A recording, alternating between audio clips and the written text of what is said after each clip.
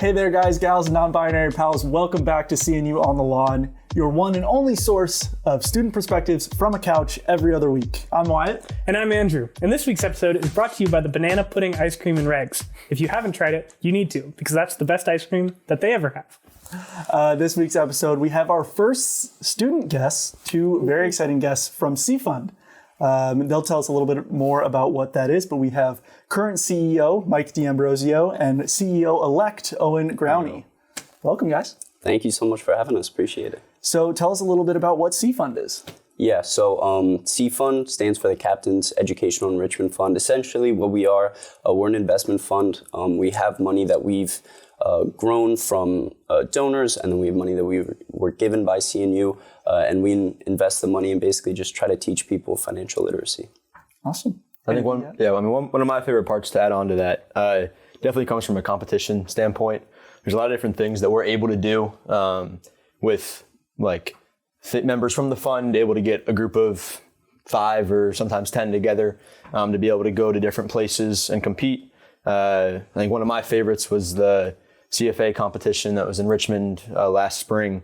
And then another really cool one was the CME University Futures Trading Competition, which is the one we placed first in the U.S. last year and second in the world. And then this year was 9th in the world and 2nd in the U.S. So nice. So you guys are handling real money. Yeah, we don't play. It's for real. It's for real. That's sick. The folks are wondering how much. Yeah, so it's around 520,000 right now. Yeah, we have a pledge for an additional 90,000 over the next 3 semesters from CNU. So there's also, we're trying to get out more into the community, talk to donors, try to build those numbers up. So yeah, it's something we really look forward to. We have a really extensive alumni network, so trying to connect with them, growing that just gives us more opportunities for what we can do, what we can teach members about. Awesome. So talk a little bit about your roles. I obviously said you're a current CEO, and you've just been elected with e-board elections to take Mike's place. So talk a little bit about what you guys do. Yeah, so the CEO position, you're, technically the president of the organization. So I would say the biggest part of it is just establishing vision and culture for the fund. We're a really big group, but at our foundation, we're a community. Everybody, wants to get along with each other. So establishing, how are we going to interact with each other? How are we going to help each other grow? That's the main part of it. Another really big part of it is just our relations with Luder. There's a lot of Luder staff. CNU is giving us money, so having a really close relationship with them is a really essential part of that role. I know you were a team lead, so you can talk about what that position is like, developing people. But that kind of is just the core of being the leader of the fund. Is your goal is to ultimately develop people. So. For sure. And I think as CEO, that main goal is to develop everybody in the fund. I think one of the really cool steps that I think a lot of CEOs in the past have done is had that team lead role. I know you had that the semester before you were CEO as well. But what that allows you to do is you get a group of probably 6 or 7 others, and you guys pitch, it's like 1 to 2, sometimes 2 to 3 stocks a semester. And what it does is allows you to kind of lead this group of other people in what tasks they're going to accomplish. And it's almost like a mini idea of becoming CEO. Obviously, the roles and responsibilities aren't as significant, but you're still able to learn how to kind of work with different people and work with people on making sure that someone has their part done by this time, right? Or we've practiced enough for this presentation so that the other members in the fund are able to vote on it to pass it through to the next step. And I think being able to be a team lead has definitely prepared me to then step into that role as CEO. Obviously, there's going to be things that I haven't done before, and Mike's been a great mentor. But being able to kind of have somebody to go through to talk about those questions, but also have that foundation is great. I know there's other positions like portfolio managers and senior analysts. So there's a lot of different positions kind of in the fund that aren't just in e-board that allow you to learn a little bit more about kind of financial literacy at the forefront, and also be able to have experiences in doing a little bit more than maybe just being an active member or something like that. So with the fund, are you guys mostly econ and business majors, or is that a requirement? Tell us about what that looks like. It's not a requirement. We take all majors. I would say it's definitely majority finance because the career opportunities that we kind of promote, or mostly in the financial sector. But I'm accounting. We have a lot of econ. We have a neuroscience major. So we're trying to attract other people, especially in this day and age. Like, people don't give out pensions anymore. Understanding, your personal financial success, what investing means in that, and starting this young, it's really a huge part of building wealth. So it's something we're trying to promote. Absolutely. We'll probably talk about goals a little bit later in future of the fund, but that's one of my big things, is trying to help promote that to the youth and just trying to get younger people more excited about investing. I mean, people always say, time in the market beats timing the market, right? Mm-hmm. So if you can get in as early as possible, that's when you'll be able to find the most success. I think the goal is just try to have as many people to come in and be in the fund. I always like to say, you learn more from people who aren't as similar. So getting those different majors are always great, because there's different conversations that take place, which then allow everybody to kind of learn more and learn different things. But it is more so Luder based, just because that's where I think most people hear about CEE Fund, and professors have connections and stuff like that. But it's always nice to have other people from different majors. Yeah, I'm a marketing major myself. I joined sophomore year. It's been a great experience. I haven't necessarily been as active as I maybe want to be, just with all my other involvements on campus. But it's a great group. It's a great way to meet people who are also in Luder, who are going to be on sort of that same track as you. Great way to make friends in a similar field. But it's been, it's a super cool thing that not a lot of people know is happening on campus. So kind of walk us through what it looks like week to week, what the process is for pitching a new stock, and kind of what that looks like. Yeah, I can take Wednesdays if you want to take Thursdays. Yeah, sure. So Wednesday is, we do our kind of general meeting. So we break, in the beginning of the semester, we break our fund into teams, and then those teams will pick a stock every Wednesday, and then they'll pitch it in front of the fund. So you get up, everybody gets in suits. So it's usually 7 or 8 people in Luder 121, and you basically pitch a stock. You tell us what it is, what the company does, why they're better than everybody, and why we should invest and for how much. So you go through your whole presentation. At the end of it, there's a whole questions, portion. So people from the fund will kind of bring up counterpoints, and they'll ask questions about the overall market. And then that kind of gives everyone the opportunity to respond to it, provide your answer, what your thesis is. And then that night, the entire fund will vote on whether or not we should pass it to the Thursday meeting. Yeah, I think you think like it's a team of 7 or 8 pitching to probably a group of 30 to 40 or so. And then you go into Thursday meetings. So Thursday meetings are where that same team that pitched on Wednesday night will kind of take the questions that they had on Wednesday night and go into Thursday night with like a separate mini slideshow on being able to answer those questions. So whatever question that might come up, whether it's a revenue-based question or something that the company's doing, they're able to kind of have a slide and speak to the fund about what's happening in that specific company, so that the fund has a better idea of what's going on, so they can vote more strongly on it. And then on Wednesdays, that's where we vote on, the portion size of how much money are we actually investing of the specific company. And then my favorite part that also happens on Thursdays is the aspect of being able to do mini buys.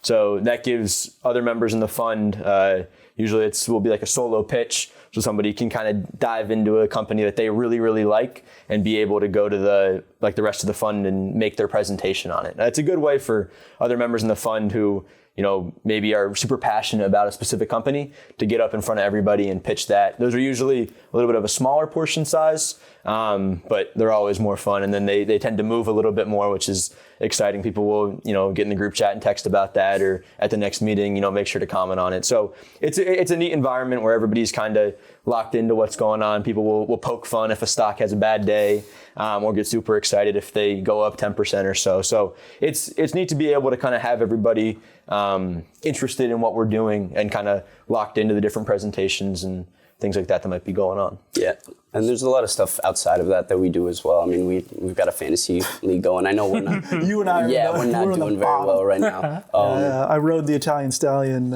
Tommy DeVito, last week. Not a good idea. Not a good idea. Not a good idea. But yeah, so we try to spice things up too, and make it fun. We'll break into small groups and do kind of interactive things sometimes. So try to get that community going. So when you say fun stocks in these mini stocks, what's like the wildest thing somebody's ever tried to get you guys to invest on? I think one of the crazier ones that we did invest in was this company called CareDx. Okay. They do like biotech, really complicated stuff. And we invested in it, and then it just absolutely got destroyed. And we held on to it for a couple years. And then, of course, the moment we're like, all right, we're done with it. We'll just take our losses. The next week it's like up 20%. And we're like, well, that didn't really work out. But yeah, the mini buys, I think they really offer. I remember somebody pitched Celsius, which is like a really popular one. So yeah. Celsius SoFi was another one that's now up like over 120% from when we bought it. So then those are fun ones where I think that person who pitched SoFi might even be a graduate, but still kind of will come back in and be like, hey, did y'all see SoFi this week? So it's neat to see that people are even still interested in kind of what stocks are in the fund. Another cool thing that was sort of introduced this semester was the ability to like sell stocks. I think if you're recognizing that a company's not doing as hot as they may have been doing at the beginning, being able to have the opportunity to sell that is super cool. And like it gives somebody a different chance instead of just always pitching a buy. It's almost like it's a little bit of a different opportunity to do different research into a company, which can be more interesting for people in the fund. Yeah, and I am no investing guru. When I joined, I didn't know hardly anything about investing. It's more for people who maybe aren't, they aren't watching the market every day. It's a great sense of community and a great opportunity just to enhance like your professionalism, your ability to go up and speak in front of a group of students, your ability to kind of like have in-depth questions about stocks and kind of try and get information out of the people who are pitching to you and learn how to operate in that kind of business environment. For those who want to join CEE Fund, what's the process look like for that? Yeah, got to give credit to our CFO, Shivani Sharma. She runs the whole new member program. It's pretty extensive, but what it looks like, we start recruiting in the early semester. We'll go to classroom, do visits, just try to get the word out, and then you apply for an interview. So we try to replicate what a professional environment is like. So you dress in a suit, you come in with the e-board, and you do a typical interview. We're just trying to get to know you. Do you have any prior experience? None is required at all. We just are trying to get to know, what are your passions? What are you interested in? And then once you do that interview, then you'll basically do like a mini stock pitch. We'll give you kind of all the requirements, the fundamentals. We'll give you a template to do it. And then you basically pitch to the e-board. Again, we're not expecting a lot. We really just want to see that you're putting effort into it and you did some research. And then that is kind of the final point until we introduce you as a new member. And then you basically have a semester of learning. So we take you through the new member program so that you're not just, kind of fiddling while you're in the fund. Teach you the basics of investing, some personal finance things.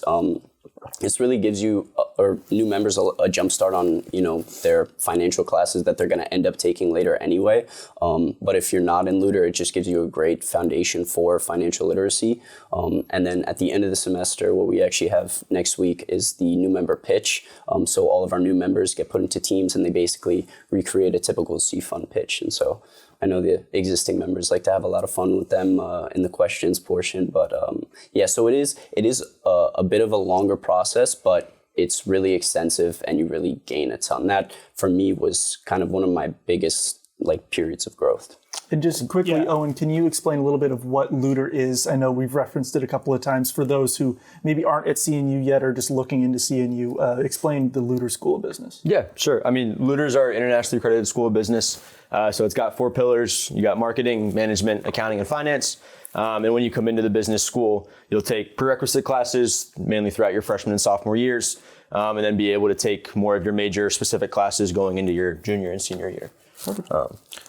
Yeah. Sounds like you guys got a really intense new member process. Honestly, I'm a little scared. I was considering, but when do you guys start all that? So it starts, basically, we kind of start campaigning in the beginning of the semester, and then we try to start, interviews by the 3rd week of school. So I know it sounds like a lot, it seems like a lot, but the value that you gain from it is really extensive. We do pride ourselves on being a really established club. We have a really unique opportunity to, basically play with real money. And that real life experience, it gives you real life value, that the amount that you put in is the amount that you get out. So we do want people who are passionate about CEE Fund and who really are invested in, doing what we do. So I think that is a big part of why the new member process is a bit longer than some other clubs. But I think it pays dividends in the long run. It certainly can sound intimidating, but as someone who's gone through it, as long as you're at least somewhat comfortable in an interview setting, there's not much to be scared about. It's a pretty relaxed interview. Right, and I think I know I was at one of our club golf practices, and I was sitting on the range with somebody. We need to play by talking to them. Absolutely, no. You came out to the tournament last year. We'll have the same thing in the spring. We don't need to talk about that. We could just play. No, it's fun. It's good. But absolutely, we got to go hit the range. Actually, I played this afternoon, so that was good. But I think we can talk about that after the show. being able to work, I sat at the range and we were just hitting golf balls and talking through his interest pitch. So it's good to have people in the fund who are able to kind of help you out. I know that was one of my favorite parts, is being able to these people who might be a little bit confused or so, getting excited about what CEE Fund sounds like, right? It's an exciting, cool kind of established club with this, what seems like a scary process. But when you can kind of hook onto other people in the fund and being able to work with them on how, what do these spots in the presentation mean? What stock should I pitch? Kind of things like that. Just being able to talk with them about their presentation and what they're thinking. I think that's one of the coolest parts, because you see them have that aha moment and you know that they're passionate about what they're trying to get into. Yeah. So you talked about club golf. Yeah. What other involvements and what other things on campus are you guys participating in? Yeah. You can start wherever. Yeah, I'll start. I don't have too much going on outside of CEE Fund. I used to be in the student advisory board for Luter. They just kind of connect with Luter staff, so that was a really big bridge for who I was trying to talk to for CEE Fund. I know the entrepreneurship club is trying to start up next semester, so that's something that I'm interested in. So I'd love to get involved in something like that. Yeah, absolutely. I'm involved in quite a bit on campus. I'm a student ambassador, so basically get to be a tour guide. That's always fun to be able to give tours to prospective students and prospective families. But I'm also on the executive board for club golf as well. I get to run the social media and run around to different golf courses in the area to try to talk to them about partnerships that the club team might be able to have. I know we might have something in the works with Kiln Creek right now, so that's exciting. But it's fun to be able to kind of be involved in those different things. And then also, one of my favorite parts is kind of having members who might overlap. So being able to have friends who we might go from a CEE Fund meeting to something else together on a Wednesday or Thursday night.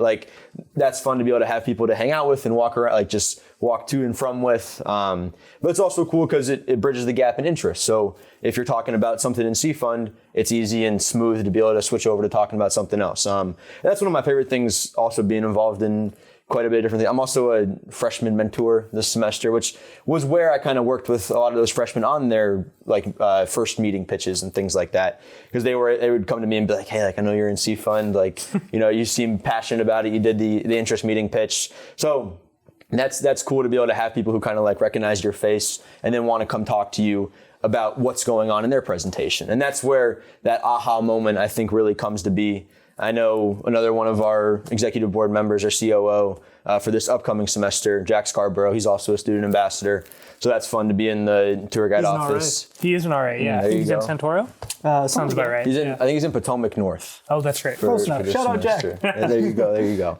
So that'll be exciting. I think that's fun to talk about what stocks are being pitched in the office and things like that. So it's neat to be able to have those different opportunities and kind of, we were talking about, bridge the gap over from maybe one organization to another and help people just learn about more clubs on campus. That goes for anything, whether that's somebody in CEE Fund teaching me about another organization on campus. If I'm interested, it's easy enough to kind of have an in on how that might work. And that goes for, whether that's CEE Fund or just any other organization, people being involved in different things allow you to learn about different people. It goes with the whole aspect of wanting to be around people who don't always have the same interest, because that's where you can tend to learn more. 100%. Yeah. Well, I think we were most curious, just because this is going out hopefully to freshmen, maybe new students. What brought you fine gentlemen to CNU? What made you guys want to be captains? That is a great question. I think for me, the big thing was that sense of community. I knew CNU was a smaller school. When I visited, they talked about all the kind of on-campus involvements that they had. It just seemed like everything was very close-knit, and that was something that just really attracted me. I think the smaller size in classes too, that was a really big part of it. Like I have a personal relationship with basically all of my like major professors because I've had them for 2 years now, every semester. So just those relationships, being able to talk to, getting FaceTime with, the president. I feel like at bigger schools, you don't really have that opportunity. So, having that opportunity here was something that I really looked forward to. For sure. All you student ambassadors know our CNU story. That's something we do at the end of every single tour. But for me, it goes a lot with the school size. Being in a school around 5,000 was super intriguing to me. And that goes with being able to get involved. Like I talked to a lot of my buddies who are at these bigger schools, and they, maybe give me like their 1 and 2 involvements that they're enjoying. But being at a school of 5,000 or a little bit smaller, right, allows you to kind of have the aspect to get involved and do a lot of different things. It's not like things can still be as demanding, but it's a lot easier to be able to kind of change a meeting time or something like that because the club might not be as big. And being able to find time to, I think there's something so valuable about going to a smaller school and being able to have that opportunity to get involved in so much and not feel as overwhelmed as I think it would feel at a bigger university. I think a lot of my friends will talk about being stressed out with all the different things they got going on, but being able to have that chance to just be in a bunch of different organizations and clubs that really interest me. I think being involved in a lot, like everything that I'm able to do, I truly do enjoy getting to do and love having my evenings filled or whatever it might be. And I think that's something so valuable about a smaller school that you might not always get out of a bigger university. Sure. And so if someone is interested in joining CEE Fund, what's the best way to get in contact with you guys or to get in contact with the organization? Yeah, absolutely. Email ceo.ceefund@cnu.edu. That is one of the main ways to do it. We also have an Instagram at CEE Fund, so look for that as well. Those are kind of the 2 main ways, and then we try to reach out to people as best as possible. Involvement fair, we're at all the big club organizations as well. Awesome. Great. Thank We're you getting guys so much for joining. Yeah, we're getting some glares from our production team, so I think it's time to start wrapping up. But thank you guys so much. Thanks so much for coming on, and Yeah. we'll We'll be seeing you on the lawn.